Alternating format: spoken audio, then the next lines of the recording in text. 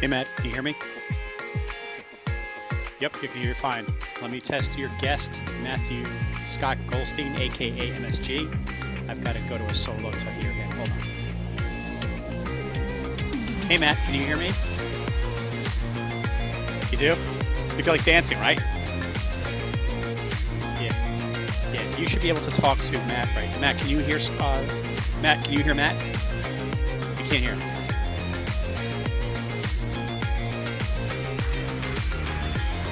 You should be able to hear each other, no? Matt, can you hear me? Let me check that out because I've set it up that you two can hear each other without being online.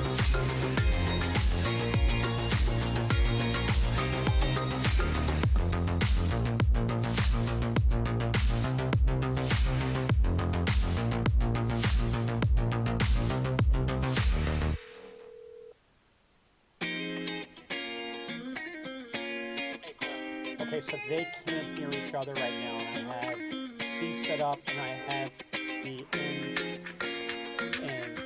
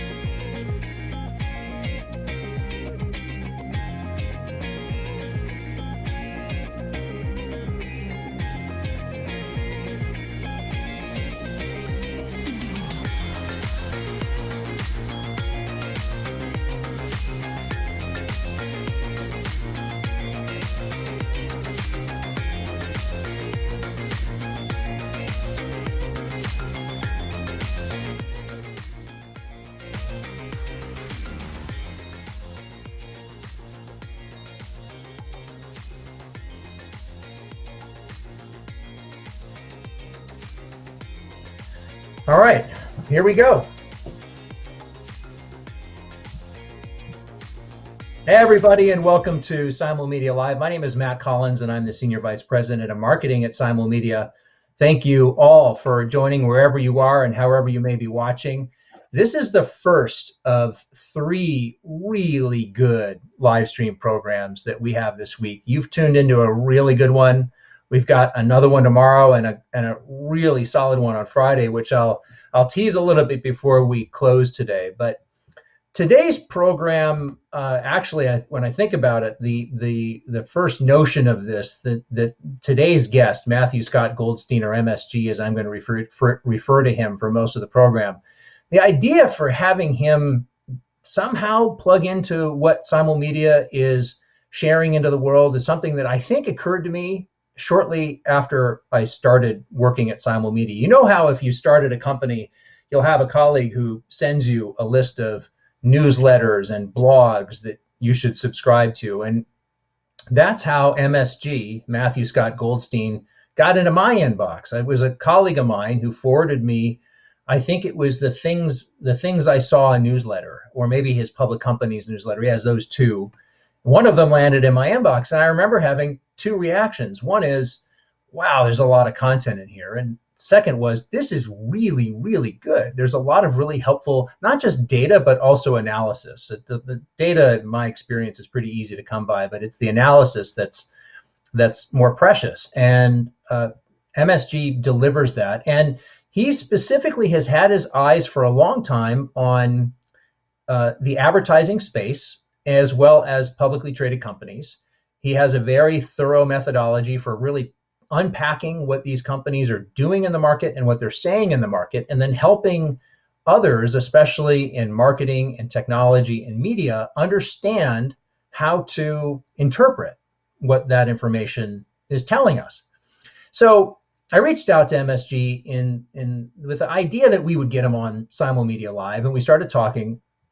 And no shock to me, and it won't be a shock to any of you who've been reading his stuff, that he has been following very closely changes in advertising spend over the last 4 weeks, especially acutely, because of how frequently and how dramatically they have been changing. And so we started brainstorming, what could we talk about?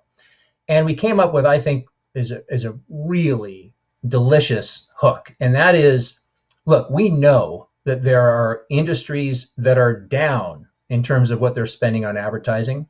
We know there are industries that are up in the way that they're spending on advertising. And by the way, there are more up than I thought. And so if you're looking for encouragement, you've come to the right place, I think. And then, interestingly, there are some advertisers and sectors that are down, but they look like they should be up just based on the kind of businesses they're in. So I am really excited to dive into this, and we will. And we've prepared some slides, which we'll show here in a moment. I'll ask our producer, Cliff, to pull them up in just a moment. But before I do that, I want to see Matthew Scott Goldstein on screen. MSG, thank you so much for being with us. Oh, I gave the thumbs up before. I guess you didn't see it. That's all right. That was a really nice intro. I am humbled. I feel like I should just not talk anymore and let you do the rest of it. Well, as with most of these programs, people are not tuning in to watch yours truly. They want to see who's on the screen to my right. So let's get right into it. But I want to start, actually, before we put up our first slide to dive into it. MSG, help the audience understand the data that they're about to see and where does it come from? Okay, so there's 2 sections of the data. The first one is taken directly from my email that I send out once a quarter, called whatisawhappen.com, or What I Saw Happen. And what happens is, typically I spend the entire quarter taking notes, and then towards the end of the quarter editing the notes, and sort of get down to a 90-day preview that I send out the first week of the next quarter.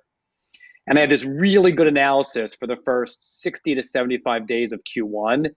And then bam, this thing hit. And I took a look at it. I'm like, nothing is appropriate or relevant at all. So I scrapped the entire thing. And then I got depressed. And I'm like, I just spent so much time, because I probably spent 10 to 15 hours putting together those first 60 days. Scrapped the entire thing, looked at the stock market, looked at my core portfolio, got depressed, and I'm like, you know something? I got to think about this. And I started to write, and this is probably around March 15th. I started to list, here's all the industries that are really going to hurt on advertising. Here's what's doing okay, and here's what's going to do well. And when I came up with the list, the ones that were doing poorly, and I had, stock goes down to 1, go bankrupt the entire thing. I sort of softened it up in here. It wasn't as bad as I thought it was going to be. So I sort of had this glimmer of hope.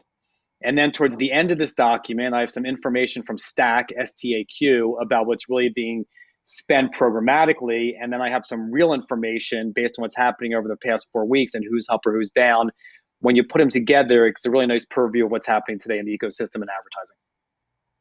And I'm jumping ahead a bit to the punchline, or a punchline, but certainly in the build up to this program and the information which we're about to share, MSG, my sense is I came away feeling more positively than I thought I would in the build up to this conversation.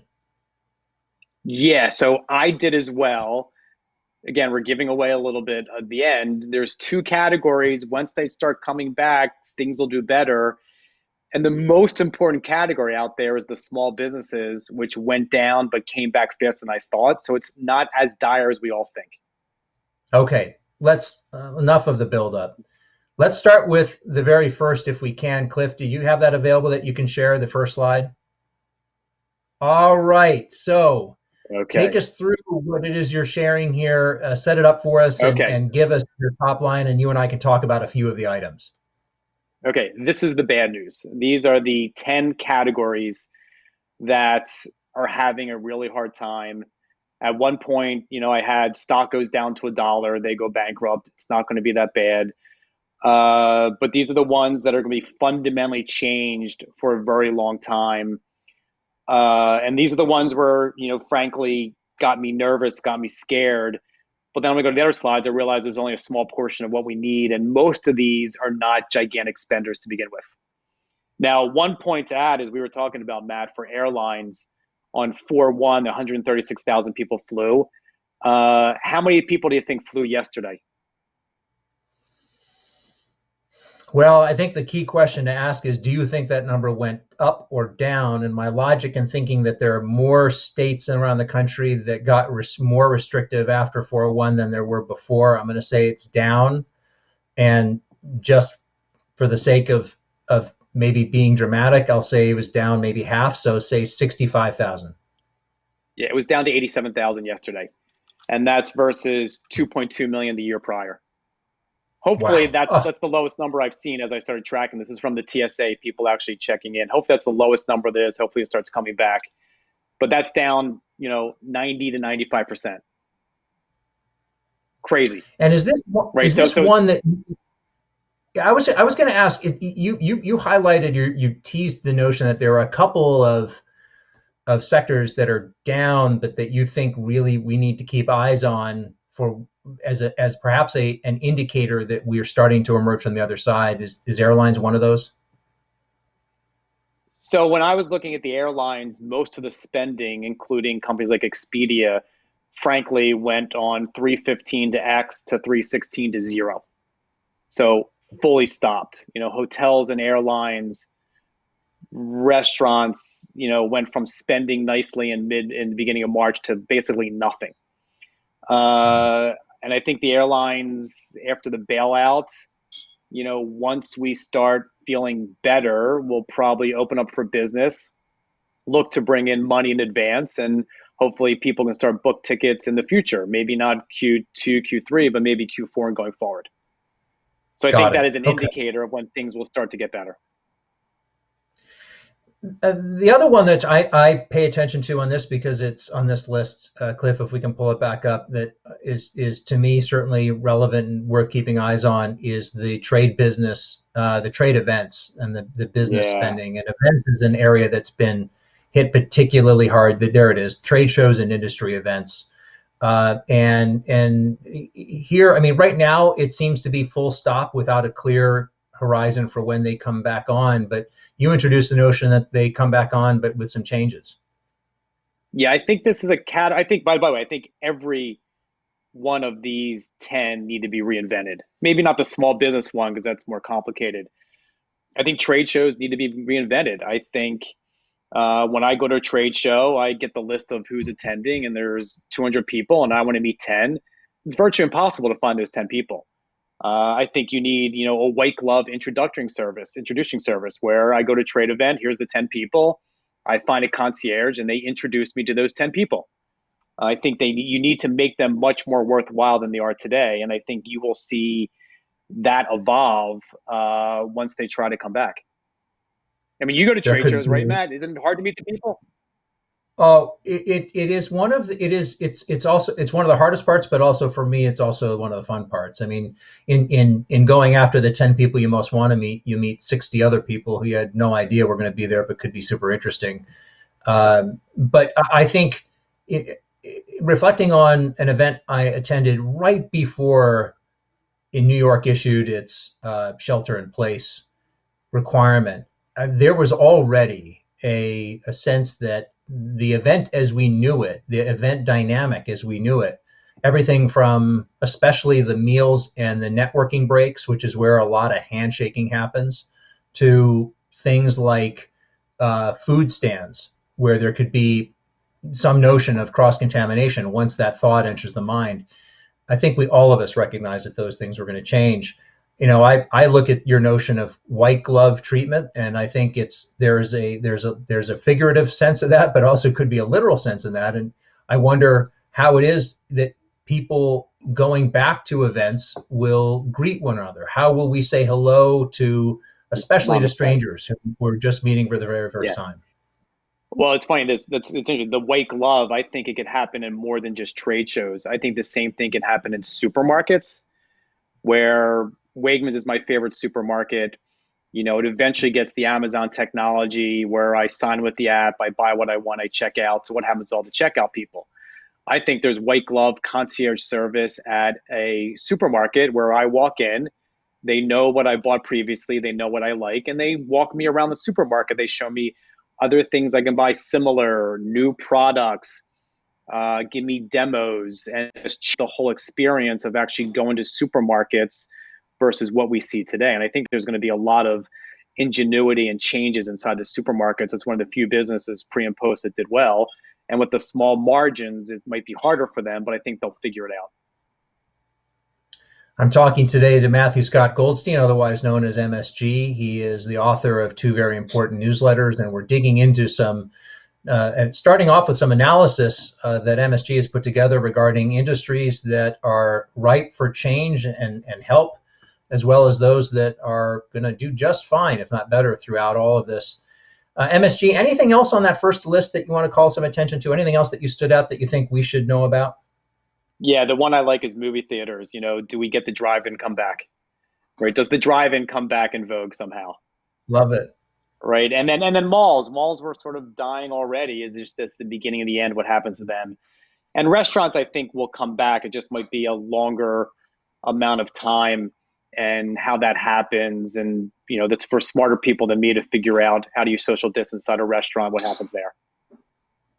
I think your observation about concierge services entering into businesses where maybe we don't associate them as a really interesting idea. One of the things that I think is most challenging, or at least I imagine be most challenging about the work that you do, MSG, is trying to acknowledge or build into expectation human innovation and how these businesses react to the moment, which they all are going to do. I think at least the ones that will seem to have the best chance of really coming through on the other side of this in a good position will be ones who don't stand pat and just wait for things to return to a normal that may not really come back for them. They're going to change. I think what's happening is we've gone in this beginning stage of what the hell just happened to now we're thinking of what can that change be? What is it? And I think you're going to see some really clever ingenuity and creativity come out. And by the way, the white glove service is the same thing for retail clothing. I go into Zara or J. Crew, I can get the same type of experience. right? And That's there's an going to opportunity. happen. Yeah. Yes, it is. And it's an opportunity for businesses to stand out. Let's jump ahead to those. It's a relatively short list, but let's jump ahead to those that are going to do just fine. And I read that to mean they were okay beforehand, they're okay now, and they're going to be okay on the other side. And they will probably look pretty recognizable to us. Cliff, if we can pull up Yeah. that second slide. Here we go. There are And I, four and I, on and here. I, Why don't and you I, walk us and I through have, the ones that stood out? and I have some caveats to this one because my thinking has changed since March 15th. Number one, insurance. You saw, I believe it was either Allstate, I think it was Allstate or State Farm, one of the two, decided to give 15% premiums back to everyone. I guess there was much less driving happening and therefore fewer accidents. So they, actually are making more money. And I believe what happened in the insurance company, they're all fast followers. So once one does it, the other does it. And as I go deeper to these slides, insurance is the one category that is growing higher now than it was previously. And that's because the Hmm. insurance advertisers are always on. And once one does something, all the others follow quickly. So I think that's pretty Got healthy. it. On Yeah. automotive, I sort of did not dig as deep the first time around, but the second time around that I look at this, I realized that tier one, which is at the national level, they should all be spending to make sure they keep the brand out there. So when my lease expires or I do get a car again, tier two and tier three, which is more local, they're not spending at all just because I think the dealerships are not open. So, tier one should be spending, tier two and three coming back once we get going in the economy again. And by the way, automotive, as you know, we talked about this, Matt, is from the data I have, at least digitally, the biggest category out there. So when they slow down, it's a significant change in the amount of money throwing through the ecosystem. Tell us a bit about what a large advertising business example would be. So here I was thinking more like NBC and Peacock. Uh, they're big enough. The ratings are going up now with what's happening. They can sustain a bit of a blip of advertising dollars going down. The ones I get, and they have cash in the bank, frankly, so they have big parent companies. The smaller sort of mom and pop news verticals or lifestyle entertainment verticals that were not owned by a big company, maybe had some VC funding, maybe enough for them to sustain for a month or two, I think they're going to have many more problems. And of course, the biggest two are, Facebook and Google, who are just, they will go down in Q2, end of Q1, but they'll emerge stronger than anyone else. And if you're an advertiser and you want to start spending again, you're probably going to change the way you're going to spend. Facebook and Google will probably be 1 and 2 on your list. And as I'm into this topic also, I think the upfront could change substantially. Some of the advertisers back on the previous slide, like hotels and travel and retail clothing, when they made upfront commitments a year ago, right, and they're committed to, April, May, June, July, August, and September, that's really not good to be committed in the upfront anymore. So it might change the way the whole entire industry, and Bob Iger mentioned something as well, how the upfront happens. Do you need the upfront as well, with what you're seeing now in a pandemic? Does that change? And do you just go to more scatter market, buy what I want, be more flexible, pause when I want, accelerate when I want, instead of being committed to the upfront? And I'd like to know your thoughts on that, Matt, as well. Well, I think it's spot on. I mean, certainly it's no mystery. It's not controversial to say that the upfront markets are no longer functioning as they have been for decades. And so in the absence of that, we look at what advertisers can and will do instead and how the networks will respond. And in many ways, we'll be following our lead from the networks because television advertising is a supply constrained marketplace. And so the networks are going to set the agenda. And absent the upfronts, I expect that they are going to be looking for ways to make sure that they are on top of the alternative, which is scatter, and to a lesser extent, direct response. And so I expect that over the next several months, these not only the advertisers that you mentioned who made big commitments that they'll have to find a way to change because the upfront, for them anyway, the advertising just doesn't make sense anymore. But even other companies that were banking on the upfront primarily for cost savings, are now going to have to rethink how they go to market and really dive into a scatter approach, but one that's going to have to be done with speed, agility, precision, optionality that they may not have ever considered before. So this is something that we're actively looking at, obviously, given what Simulmedia does in television advertising. But we certainly believe that there is a real opportunity for a surge in an alternative to an upfront way of working.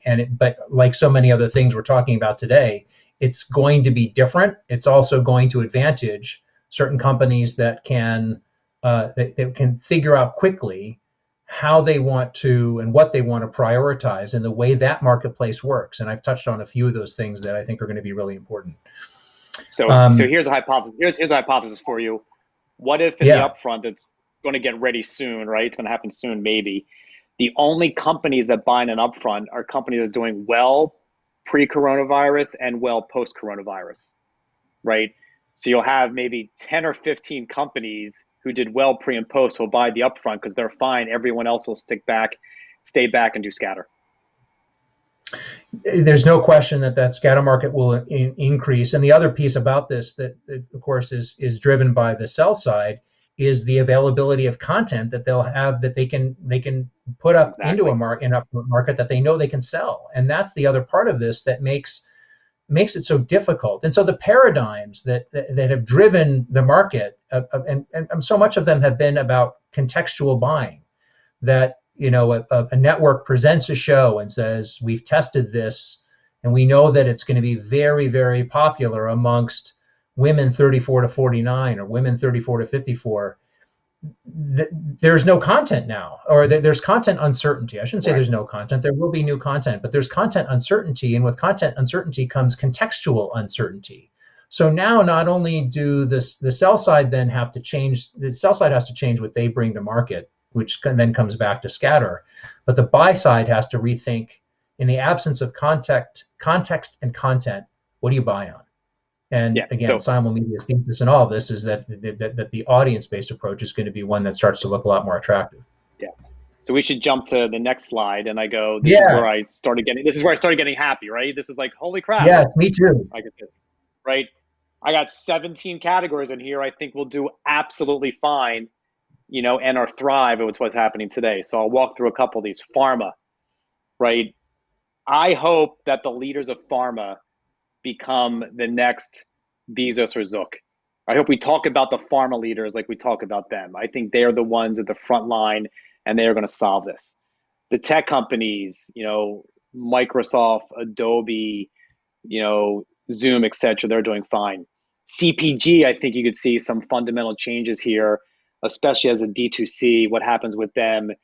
And do the smaller DTC companies not make it, and the bigger P&G and Unilever get more into DTC? Grocery, we talked about earlier. Healthcare. Live sports is going to be totally reinvented. I think they'll get back to playing as soon as possible. I think they'll play without an audience. I think you're going to find a way to take teams and putting in some luxury hotel as a way to use hotels, let them live together, let them get the herd resistance going on, and they'll start playing. Streaming TV, I think 2021 might be tough if the content's not made in 2020, but it's going to be the decade of amazing content. Dating gets interesting. What happens now? I'm surprised we don't have the COVID-19 dating show yet. Farming, gaming, I think local tourism. I think for the next 6, 12, 18 months, we're doing more local trips for vacations than the international or hop on a plane trips initially. Yeah, road trips. Anything I missed there when I went through those? Well, no. I mean, I think you hit on it. I think I was going to say the local tourism is appealing to me as a kid who grew up taking long Midwestern road trips. I think that there's an opportunity there for families to pile into their cars and go to destinations that are a day's drive away or less. And when they do, they will rely on and they will favor the services and conveniences that rise to the moment. So here I'm talking about hotels, gasoline stations, restaurants that find a way, I think, to prioritize cleanliness in their messaging. If they can lead with a message that says, hey, you come here, you're safe, that's going to stand out. It would certainly stand out to me as a planner and driver on taking a road trip. And I think those brands that cater to road trip vacationers, I think can do really, really well if they can adjust their message. It goes back to the white glove concierge service we were talking about earlier. I think that's probably the overarching theme now that I'm going through this again with you. Yeah, I think that's a great point. We've got one more Yeah. slide of the ones that we Yep. think are going to be on the up. So why don't we show those and we'll finish off that part. Yep. Because there's more. And here we go. Yeah, the home improvement, I think Wayfair is doing extremely well right now. I think mental health is going to lag a little bit, but being cooped up for 4, 5, 6 weeks, especially if you're by yourself in a smaller apartment, I think that's really hard. I think food delivery, just everything changes there. Cybersecurity, DIY beauty. I think we all need a bit of luxury. You're not getting your hair colored, you can do it at home. And then the last one, which probably needs the biggest reboot out of all of them, is online education. I have 2 kids in college. I don't know what's going to happen next year, but I told them both we're not paying tuition until September to make sure you're going to go back in person, because we're not going to pay tuition if you're doing virtual classes. I think that's an echo of families all over the country that paid big bills to colleges that I think for the most part kind of look down on online education, that they put a premium, a substantial premium on Yes. the experience of being in a shared classroom. And by the way, I think there's a lot of value in that, but if they can't deliver on that value, then it suggests that they obviously need to rethink their assumptions about the value of the online alternative and make sure they're able to deliver it. But as a father of a now freshman, I think you and I are probably well aligned. I hope they've got a plan to let these Yep. kids back on campus. I'd rather not have that conversation. Yeah. So before we jump into the next one, so in totality on these 4 slides we just went through, there's 31 categories I picked up. She talked about there were 10 that are in trouble, 4 that are okay, and 17 that are fine. So my takeaway from looking at all that, it's not as bad. The stock market's not going to zero. It's not as bad. We will be okay. We'll get out of this. It's just a matter of time. And when this great pause we're going through comes away. So now, after I did all that, I sort of had some real data now. So we go to the next slide. Now I'm taking over. Slide 5, right? This is when it got really interesting. So this is real data. This comes from Stack, a company that I work with and have some information on. And this goes to show you, this is sorted by the top 10 spenders programmatically, digitally programmatically online. And you see the most important one, AdWords small business. That is 19.3% of total revenue basically going to publishers has come from AdWords small business. And week over week, that's only down 2%, right? That's not bad. And then the next 2, which I mentioned before, vehicle brands and mobile and wireless account for a significant amount of revenue. And they're both down 35 and 38% respectively. Now, what's happening right now, mobile and wireless, you're not having Sprint and AT&T and Verizon go after each other like the insurance companies are, because insurance down below is plus 12%. And vehicle, like I said before, is just tier 1 right now spending, and probably not tier 2 and tier 3. So once they come back, it'll float the entire boat, things get better. But those are the most important ones. The bigger they are, we need to see them come back. And then insurance, again, plus 12%. Service providers, which I always forget what that is. Give me a sec because I have the data in front of me. I should have known this. No, that's okay. Take Service your time providers. on this. I think what my read on this. So yeah, go ahead, MSG. Finish it.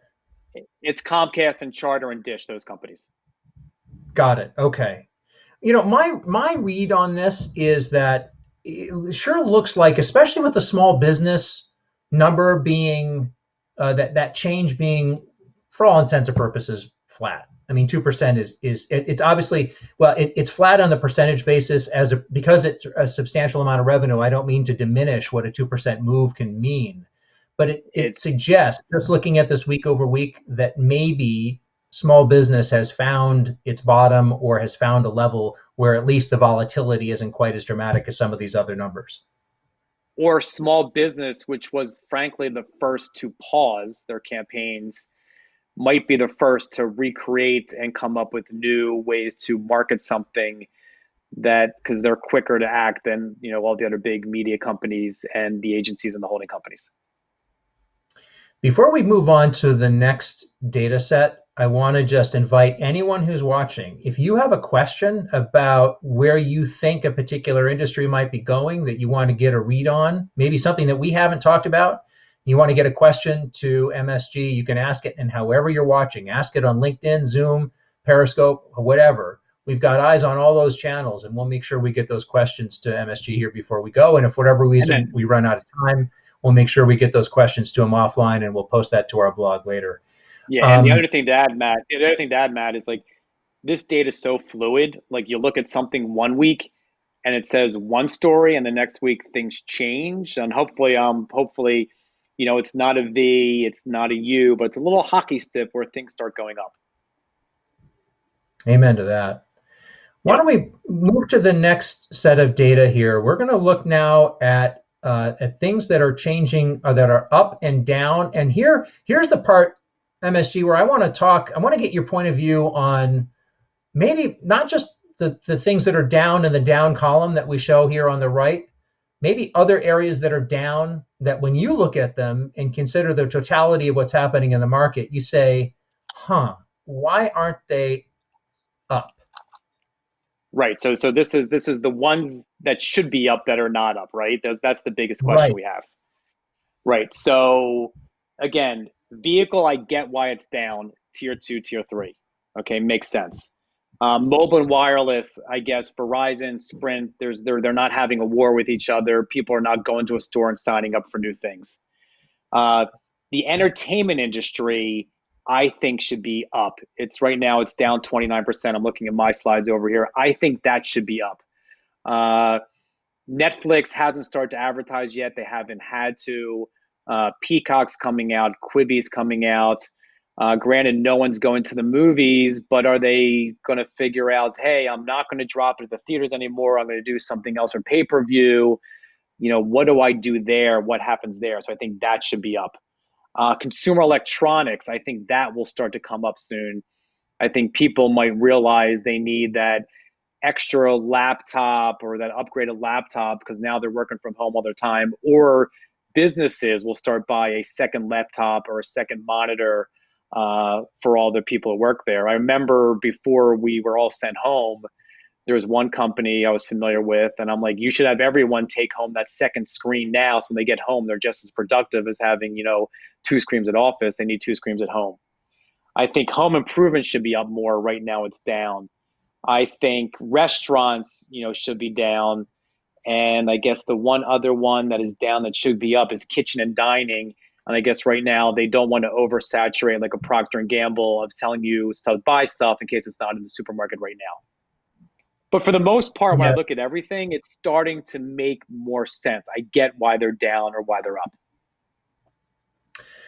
In talking about the entertainment line item, that's the one that stood out to me the most, because I think back on some previous economic downturns or shocks to the system, and it sure seems that they really try their best, to the entertainment industry that does, to stay active and stay in front of their customers, because we all seek out entertainment, even if it's alternative forms of entertainment relative to pre-shock levels. And I can tell you the exact reason this is down. There's 2 reasons why it's down. A, I believe Netflix is not spending like they were before. They probably realize that they have that captive audience. They don't need to. People are going to sign up just because they have a lot of free time. And I think the other reason entertainment's down is primarily because of Walt Disney. I think the Disney company has 4 primary businesses. Disney Plus, which at 50 million is kicking butt. Put Hulu with there as well. So it's Disney Plus and Hulu. Parks is 0, right? Went to 0.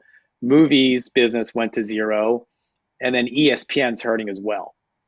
So I think you can sort of look at Disney, after buying Fox, sort of owns a big portion of this entertainment industry category, and where they're down, everyone else goes down as well. Yeah, all of that makes perfect sense. Yeah. Netflix is an interesting one because they've had a recent bump up in their share prices. I think everyone sees the data and sees that video viewing across all formats is up. Linear is up, streaming is up, and when streaming is up, Netflix stands to gain. However, Netflix is a sort of all-you-can-eat menuing approach. It would seem to me that they need or will need to invest in subscriber growth in order to help to justify or prop up that Oh, share price over the long term. or I would say, why can't Netflix start raising prices now? Well, sure, that's another way to go, Right. and that's another way that they can try to get more revenue. Absolutely. Or they could say, fine, if you have 3 streaming devices going simultaneously, we'll raise your price. But I don't Right. think they would do it. I think it would be looked the wrong way right now. But they probably have the one company out there that has the pricing power to be able to raise their price, and people would be okay. It's such an Interesting one to think about, right? It is. It really is, and of course, it's their business model that makes it so unique. If you're a traditional broadcaster or a cable network, you're making money based on the CPM, and that's in some ways tied to the audience that you're able to attract, both the volume and quality of that audience, which makes you a more or less desirable advertising environment. So in an environment where there's a lot more linear television viewing, boy, does it make sense to invest in advertising to attract more viewers to your network and programs so that you have more people watching, so that you can get a fatter CPM from advertisers. But when you are an Amazon Prime or when you're a Netflix, and so there's no advertising consideration whatsoever, you're making money based on your impact on a subscription number. And I think it'd be fascinating to be in the room there at either one of those companies, talking through right now some of the dynamics, including the one that you raised, which is we could raise price, but is now the time for anybody to be thinking about taking the price up when there's so much economic insecurity that's in the market, I'm not including among saying do many it. I'm people not who've saying, already yeah, traded down? I'm not saying do it. I'm saying it's an interesting conversation to have. Oh And yeah, then yeah. the other thing about Netflix is Netflix doesn't have any ads. I bet you right now they are saying, thank God we did not decide to take ads, because if we did, it would not be a good time. I'm almost certain that you're right about all of the sort of the conversations and the considerations that are ongoing. I mean, look, the dynamic that we've all find ourselves in today is forcing tough conversations in boardrooms everywhere. I think the most fascinating ones to imagine being a fly on the wall for would be those that really over the, until the last 5-10 years have no precedent before. So the notion of how a company like a Netflix manages through this and then comes out the other side in a position where they're able to continue the momentum, I still think is going to be contingent on them using this moment to drive subscriber growth, both domestically and internationally. The Yes. extent to which pricing factors into all of that is going to be interesting. But I agree with you right now. If advertising had any glimmer of rising up in the boardrooms there at Netflix beforehand, I think that's been put in the refrigerator, put in the Exactly. icebox for at least for the Yeah. foreseeable future. I think we're running out of time. Let me add one more Yeah. piece that's really interesting about that. Yes. Is Go. one of the biggest advertisers I've seen lately, I'm looking at my data right here, is Facebook. Right? Facebook went from spending X in mid-March to now 4X in mid-March. Right? And I think what Facebook is doing, they have the money, they're stepping up, they're advertising, they're supporting publishers in a big way. I get disappointed that Netflix is not doing the same thing. I think at It's a some very point, if you're doing well, you need to give back. And I see Google spending not as much as Facebook, but I think it's a real positive, and it helps build your brand in a positive way for those big companies doing well to spend more.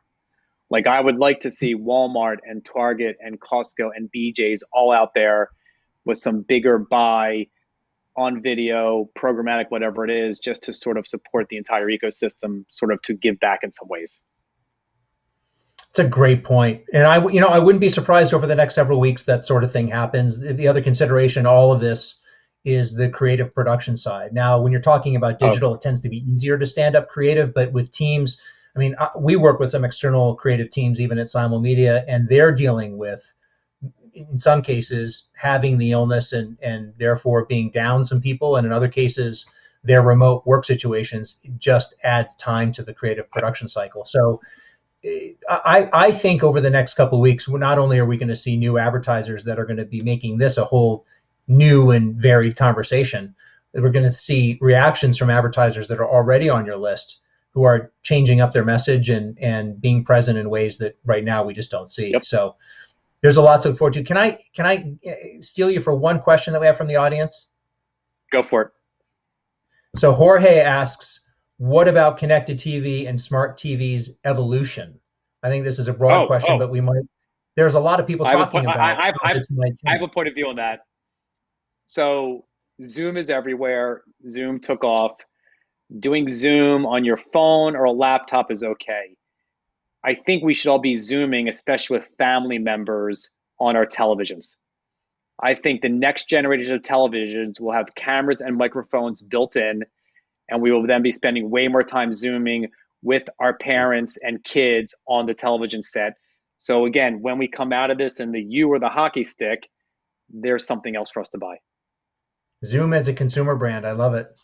Yes. Well, by the way, one more thing. That's what the Facebook portal. That's what the Facebook portal was. It was just smaller. I'm saying now throw that on the television and make it be all in one. Dave Morgan likes to point out that in any kind of a situation where a consumer has a choice, the big screen always wins. And so TV is the way we want to gather, and it's comfortable and it's familiar, and so I love it. It's a great point. And with that, I've kept you longer than I thought and longer than I'd planned and committed, and so I just want to thank you, MSG, for sticking around a little bit longer. It's been really great talking to you. And I'd love to have you back on if you're okay with that sometime in the future. You can have me back on once I have new information. Yes. Very good. Very good. So before I let our audience go, I'm going to tease up our next two shows. Tomorrow, we've got Brad Behrens. He is the editor-in-chief of the IAB, the Interactive Advertising Bureau. And Brad is going to be the first ever PhD in Shakespeare Studies that I will ever be live streaming with. I think he'll also have the distinction of being the only one with that for that particular title. But he's got some great points of view, including weaving in Shakespeare and what we can learn about Shakespeare and how we do our business. And then on Friday, I really, really want you to tune in. We are going to talk to a brand that is walking the walk when it comes to being helpful. You've heard us talk on this show about how important it is for brands to find ways to be useful and then to communicate that to their audience. Well, we have a brand that is doing just that at great cost to themselves. It's a small brand, one that most of you will not have heard of. It's called Central Coast Distillery. They're based in Paso Robles, California. They are a manufacturer of craft spirits, and they have switched over to making hand sanitizer, primarily to service their local public safety institutions. It's a noble thing. It's a company that has been hit hard by this crisis, but they have decided to rise up in a way that not only meets their community's needs right now, but also does in a way that is completely consistent with their brand. And so I really hope that all of you will tune in, hear their story, and learn more about how brands are actually putting the notion of usefulness to practice. So with that, I thank you all for joining. Thanks again to Matthew Scott Goldstein, aka MSG. Check out his newsletters. We will see you tomorrow on another episode of Simulmedia Live. Take care, everybody. Stay safe. Be well. Bye-bye. Bye.